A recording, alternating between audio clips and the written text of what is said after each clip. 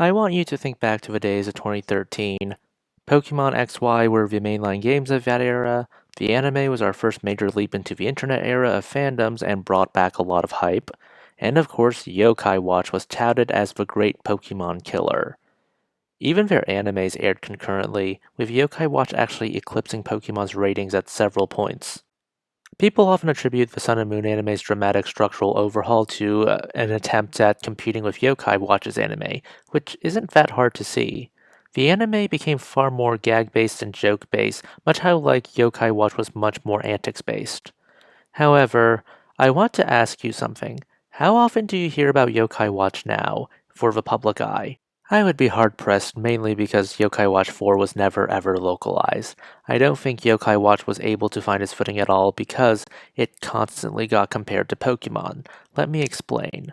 When you think of monster collection anime and games, you think about Pokemon. You might think about Digimon, Monster Rancher, or Dragon Quest V, but let's be real here. Pokemon is the dominant one. So when you are both casually and professionally called the Pokemon killer, then you've sealed your fate as a franchise. Whether it's out of fondness for Pokemon or spite is irrelevant. You've tied your fate to Pokemon. As much as we on the internet are always angry, we're not the types to carry it around for those who are just playing new games out of spite. To be united by hatred is a fragile alliance at best. So let me ask you this. What about other Pokemon killers or Pokemon substitutes you've heard of? Temtem, that game everyone told us to play instead of Sword and Shield? Yeah, wonder what happened to it. Palworld? Yeah, once the spite wears off, I'm sure people will leave.